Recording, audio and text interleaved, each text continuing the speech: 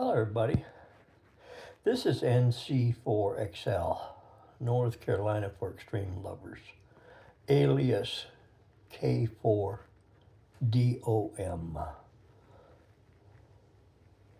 This is my journey with Parks on the Air video. I don't know how long it's going to be. There's a lot of things that I'd like to share. I wish I could write a book. But first things first. You're going to meet one of the best groups of folks you've ever met in amateur radio. And I'm prejudiced when I say that because they are outstanding. They don't care where you work. They don't care the color of your skin. They don't care your gender. They are interested in utilizing amateur radio for pleasure, but at the same time in preparation and or for emergency communications, knowing how to set up if you had to and operate portably. I started in November 2020 because a local club president said, you ought to check out this POTA stuff. That's how he put it, POTA stuff. And so I went and got the ham radio equipment that I put in storage for 10 years, brought it home, prayed it, lit up. But the thing is, I found it interesting listening to the people making the contacts. And it wasn't like the old contest day. Hello, goodbye.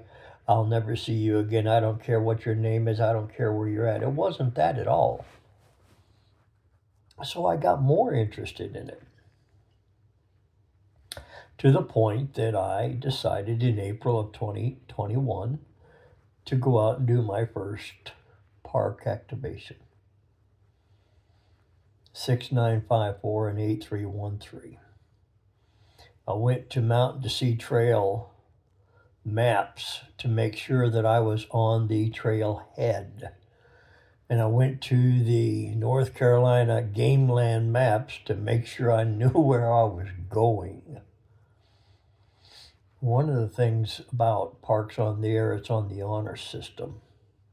But as an activator, making an activation, you'll be surprised how many people, hams, will actually drive up on you to say hello and meet you and greet you, because that caliber of people in Parks on the Air is just hard to explain, but it's awesome. As an activator, we had to accomplish 10 contacts to have the park activated. Some people say if you don't get 10, you failed. No, you didn't. You had a learning experience. And things that are going to get in the way of learning are the type of antenna, the band you're on, the propagation. Those are things that you learn. Many of us can tell you that you don't want to be on this band at this time of day because your probability of making contact is not going to be as great as you think it is. I say all that because this journey has experienced many different learning curves. Learning curves such as the time of day, UTC time of day. I got a buddy over in California. 40 meters inhales for him, especially at 12 or 13 UTC, which is not going to be good for him because he will hardly have been to bed yet before he's got to get up. But then on that part of the country, he's experiencing all the AM informed broadcast on 40 meters, where on the East Coast, we are blessed with a very high populace of amateur radio operators. And 40 meters starts out pretty good, as a rule of thumb. So as an activator, I start shooting to at least get my first activations done. And then you have to learn to how to upload the log itself, how to get it uploaded. When we first started, we sent the ADIF. I used N3FJP back then, and I still do today. I enjoy it. It's an excellent program for me, myself, and I.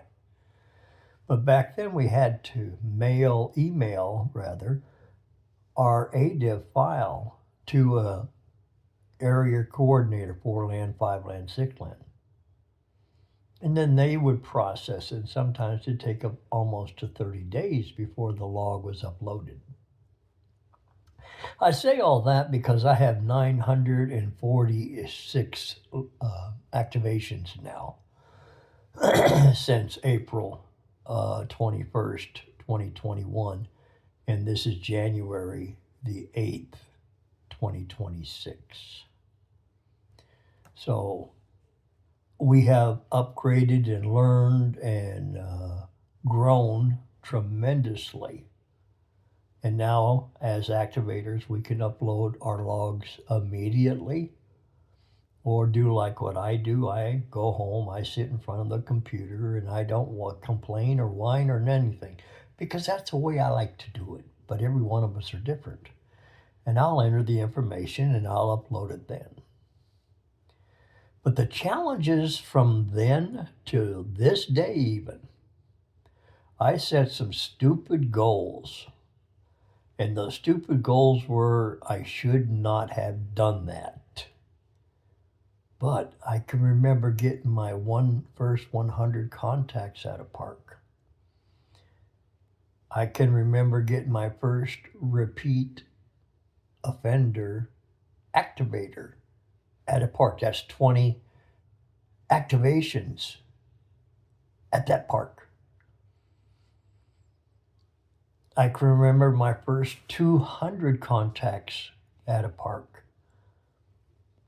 And 300 and 400 and 500, yes, you're hearing me right. And a 600 contact day. That's not saying I took the length of 24 hours. No, that's at one activation, if it's 4, 5, or 6 hours, whatever I chose that day. I can remember having just one battery and expanding it totally. And the bands were good, but I didn't have another battery. I can remember going out with other hams and handing the mic back and forth and doing 200 contacts or 300 contacts or 400 contacts with 2 operators. Anything's possible is what you do to keep up the endurance of it, because it can take a lot out of you.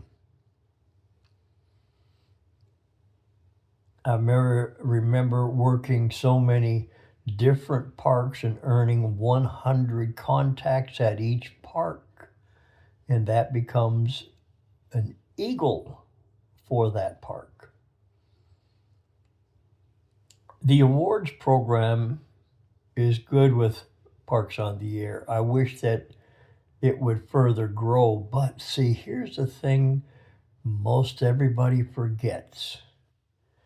Parks on the Air is totally operated by volunteers. And many times throughout the year, I will try to remember to thank them. To thank them for what they do behind the scenes that we don't see. We just expect to go to the computer and hit the green button and scroll on down and everything's instant.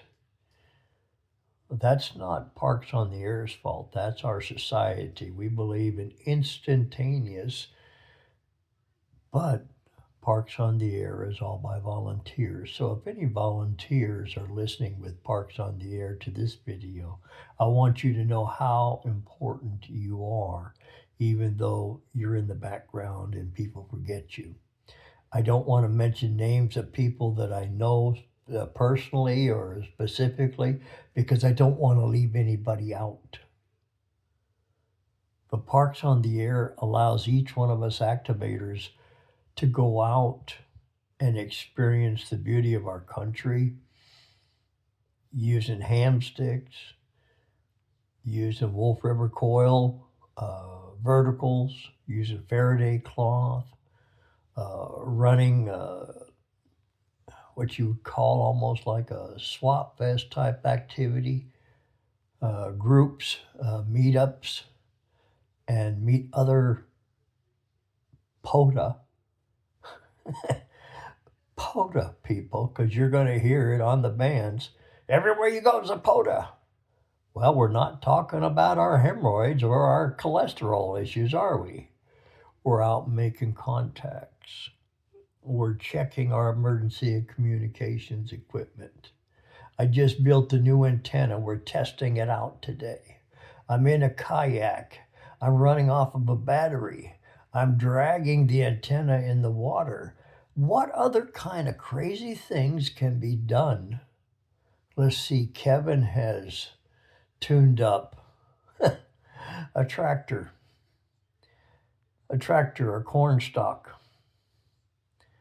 and he's powered it by pedaling. There's so many different things. Let's get Dan.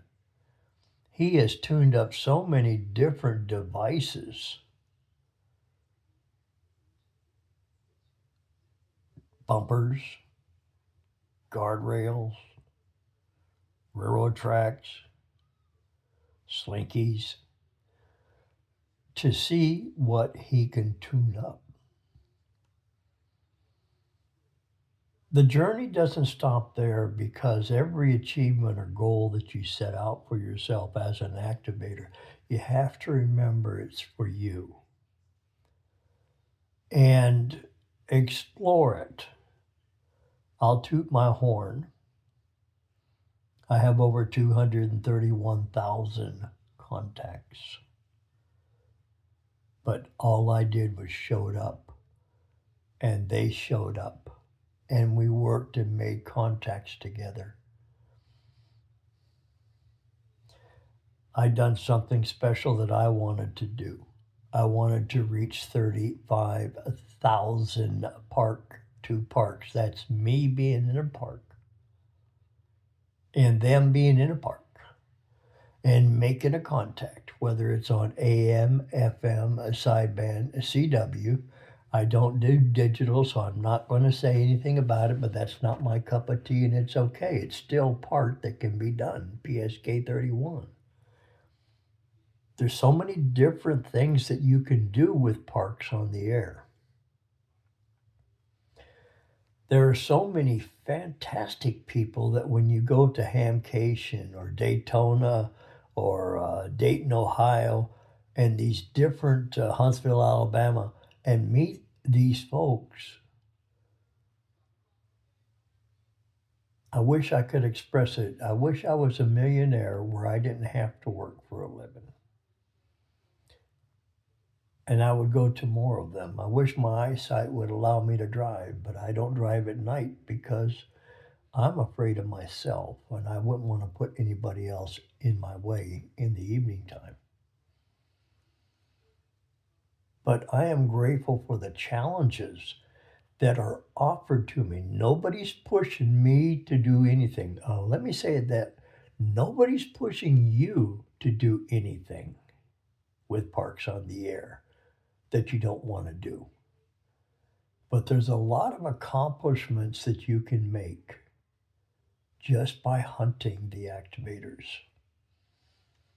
I tried something a little special yesterday, very simple. I wanted to see how many club call stations I could work. I worked 19 of them. And if I did not work those club calls, I would have lost 44 contacts. Now, for some folks, 44 contacts is an awesome day. And the definition of awesome is whatever the individual who is doing the activation receives, period. It's not the numbers. You got to have fun in making your contacts. You got to be friendly in making your contacts. Because if it becomes a contest type attitude, a lot of people will come twice, first and last. And that happens, but it's okay. There's several different styles I've learned over the 4 years, and I do my paper log and I take a list and I upset people, and I'm sorry, but that's how I do it. However, the activators do it, it's their activation. Follow the suit or spin the dial. There's real simple opportunities. Nobody is saying, as a hunter, you have to sit and wait 15 minutes to work me. If you do, I thank you. The pileups, when propagation's right, are just horrendous. But the goals that I shoot for, I'll be honest, I make 10 labels when I go to a park. 10 labels, 20 contacts on a page. That gives me 200. If I hit 200, I'm a happy camper. Because I remember the days when I was getting 40 contacts and I thought I was somebody special. And I was then, because I didn't have the knowledge and experience of being on the right band at the right time of day and understanding propagation. Those are things that you'll learn over time. As I close in, I have a goal, and I pretty much publicly told everybody, and I'll tell you here on this video too. I'm shooting for the 1,000th activation. That's it on my bucket list. Will I make it?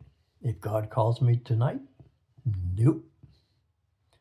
Am I ready to go? Yep. I'm tired.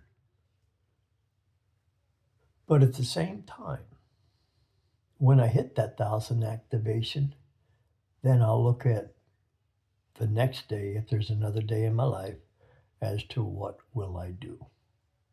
But up until that point, I'm trying to work and get to that number. See, that's for me. And you as an activator, if you still are listening, you do what you are aiming for, not what somebody else has done. I've activated a park on all QRP. I was QRP. I've activated a park on all 10 meters. I've done it. Okay. I've activated many times parks without even spotting. Just go sit in a park to park in my call, and make the contacts, and I'm done. There's several different ways you can, if you elect to be an activator, go out and participate in a POTA recognized park. As a hunter, your contact with that activator can be what makes them have a completion of a park activation or one closer step to an activation, because it isn't complete yet. Those are all things. My journey, I have been blessed. I have been blessed. But it started out with Bullfrog. That's what we call him. He done changed his call sign. That's David Winfrey. You ought to check out this POTA stuff. I can still hear those words. He reached out to help me install some radio equipment in a car. And I started chasing the activators rather, as a hunter. And then I became one. And it's been a blessing that many of you folks probably don't understand, but it's helped keep this old man alive. I turned 72 in March, and time is talking to me. I've had cancer in 2017 removed. I've had 8 years of being cancer free from bladder and prostate. I'm a bag man. That's why I can drink 2 cups of coffee and not worry about hitting the porta potty. And I've had to deal with a heart attack in 2016. I got 4 stents to prove it. I'm not complaining. I've been blessed. I have a sunrise. So if you, on the last note, and I'll shut up here, it's been 20 minutes. On the last note, if you see any of the pictures I put there, I want to share a little story with you. And I'll see how many have listened to the full video. But I'm going to ask you to go out to a park. You don't even have to go out to a park. Go out to your front yard. Go out where you see your shadow. And I want you to see your shadow in front of you. And when you do that, I want you to take a picture of your shadow. Okay? That's what I want you to do. I want you to take a picture of your shadow. Once you've taken that picture, you have created a memory frozen in time. That time will never occur again, but you got it froze. And what you see in front of you is your shadow. And you see that the Lord has allowed you to make any decisions you choose, but you are held accountable for those. And on your back, you see the sun. That's God telling you He has your back. And He's allowed the sun to shine on you so you see your shadow, that you know God's got your back. That's why I've been around for a little over 8 years when I should have been gone. But the difference between me and a lot of folks is I'm ready to go be with the Lord. I don't really have a lot of check boxes left in life. I can't make $1 million. Nobody's going to buy me the things I want, so I quit wanting. But I'm grateful for everything I got. I'm grateful for Parks on the Air coming into my life to help me go forward in a daily hobby and meet wonderful people in person. Some people I've never met, but I feel like they're my brother or sister. So enough of the, I don't know what you want to call it, but my journey from Parks on the Air has been created by so many hunters around the world. May God bless you. Thank you for listening. I'm sorry it's 24 minutes long, but if you only knew what was in my heart, I could write a library of information.